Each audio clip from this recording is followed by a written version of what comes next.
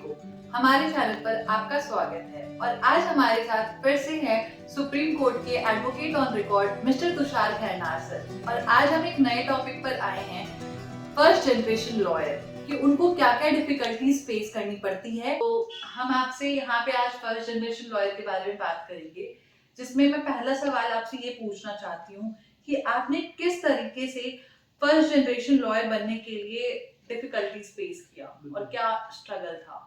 जी, जो journey start होती है एक लॉ स्टूडेंट से, और बस जब स्टार्ट हो जाती है तो आपको खुद पता नहीं होता कि आप लिटिगेशन में जाने वाले हो या कॉर्पोरेट जॉब ढूंढने वाले हो या फिर कोई और फील्ड आप ट्राई करने वाले हो.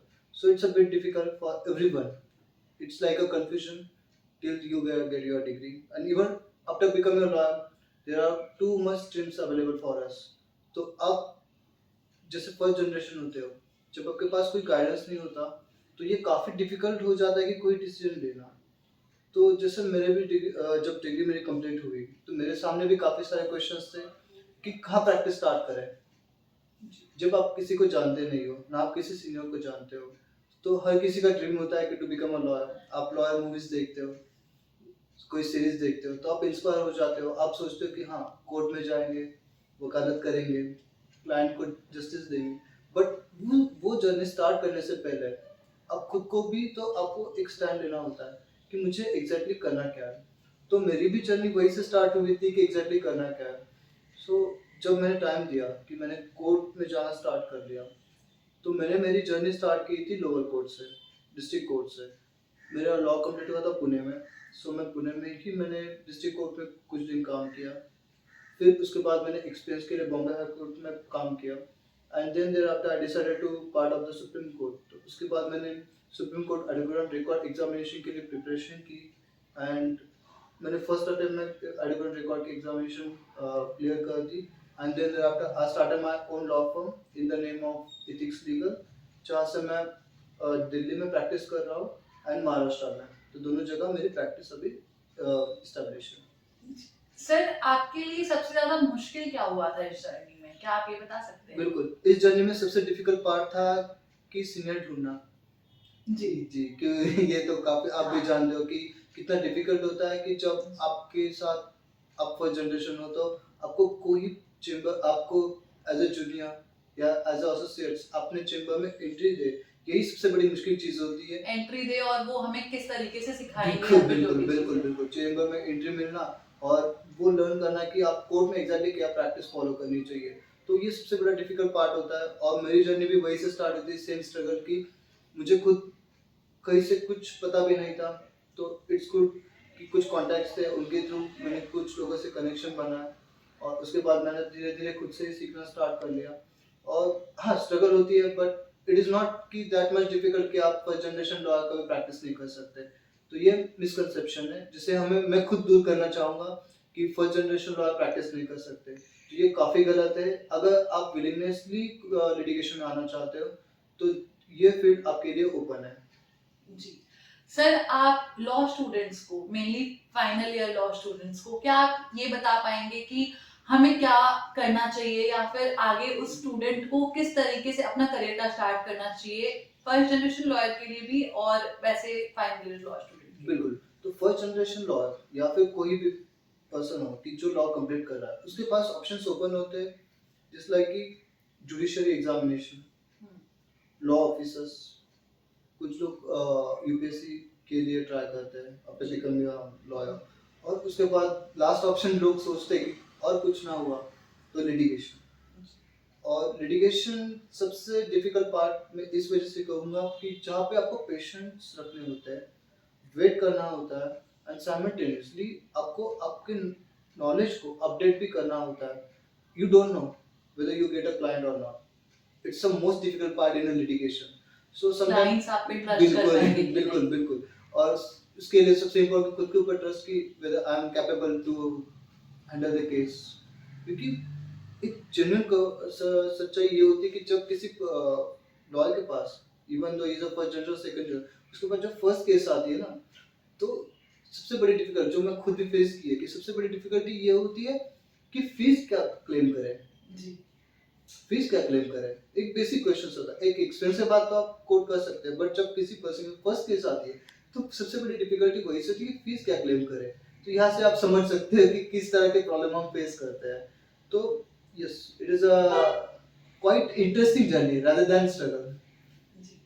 सर अब हमें ये बताइए कि लॉ स्टूडेंट्स मतलब आफ्टर ग्रेजुएशन ऑल्सो वो ऐसी कौन सी गलती करते हैं जो उन्हें इस लिटिगेशन में प्रॉब्लम फेस करना पड़ता है उनको इस चीज से। बिल्कुल, ये जर्नी हमेशा एक लॉ स्टूडेंट की हमेशा ड्रीम होता है कि to practice in a supreme court, जी to practice in a high court, और चाहे वो अपने सोशल मीडिया हैंडल पे लिख सके कि मैं I am advocate of the high court, I am advocate of the Supreme court. But हमेशा ये जर्नी की शुरुआत, अगर आप लिटिगेशन में आना चाहते हो तो इस जर्नी की शुरुआत हमेशा लोअर कोर्ट से करो, कि जहाँ पे कॉज ऑफ एक्शन अराइज होते हैं, कॉज ऑफ एक्शन के ऊपर फर्स्ट केस चार्ज जनरेट होती है, जहाँ पे एविडेंस रिकॉर्ड पे लिए जाते हैं। आप ये सीखो कि केस कैसे फाइल होती है, कॉज ऑफ एक्शन जब आपके पास आती है, आप केस कैसे फाइल करते हो, किस तरह से हैंडल करते हो, किस तरह से उसको कोर्ट में प्रोसीड करते हो। क्योंकि हाई कोर्ट में अपेलेट केसेस आती है, जब यहाँ पे डिसीजन आ जाता है, but you don't know the procedure कि एक केस जब आप फाइल करते हो, उसको कम्प्लीटली हैंडल करते हो, और जब उसकी जजमेंट आती है तो कम्प्लीटली आप एक जर्नी है, एक अंडरस्टैंड कर लेते हो कि आप किस तरह से केस को हैंडल करोगे।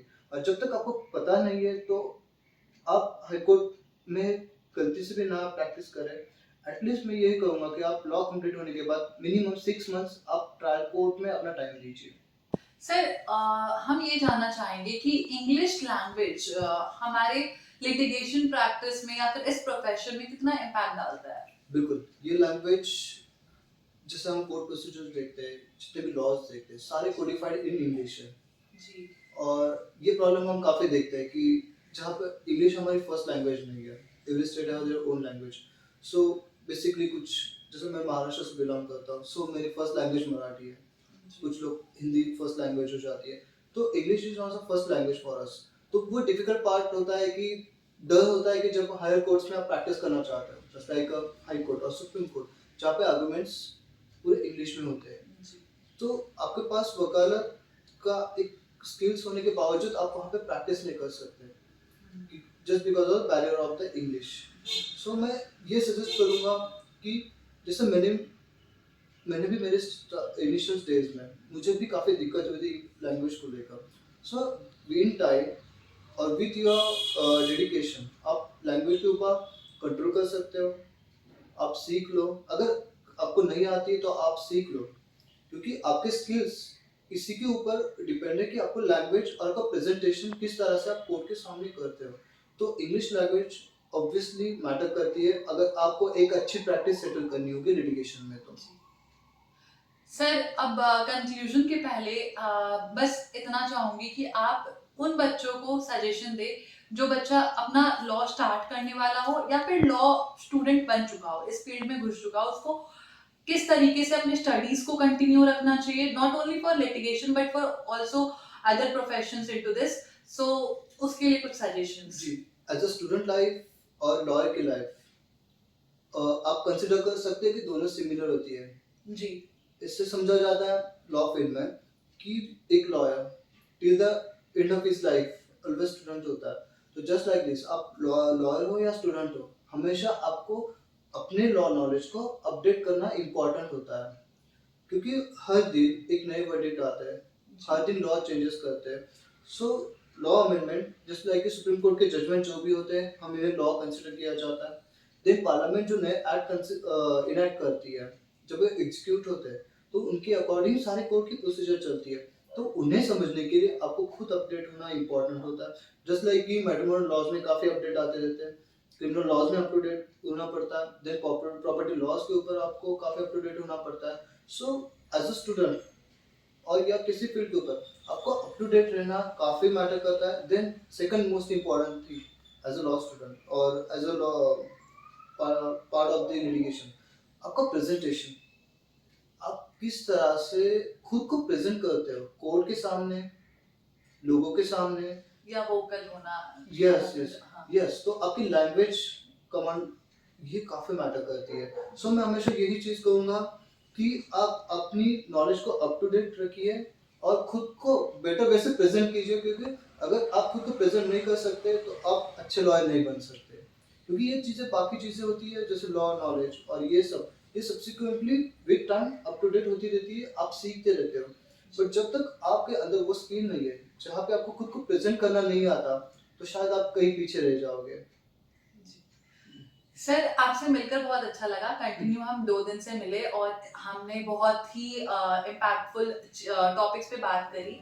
तो मुझे ऐसा लगता है कि आपको ये वीडियो देखनी चाहिए और आगे हमें इसके लिए आपको स्टे ट्यून्ड और सर से हम वापस मिलेंगे और वापस कुछ ऐसा टॉपिक्स लेकर के आएंगे जो आपके लिए और हमारे लिए दोनों के लिए बहुत यूजफुल है। धन्यवाद।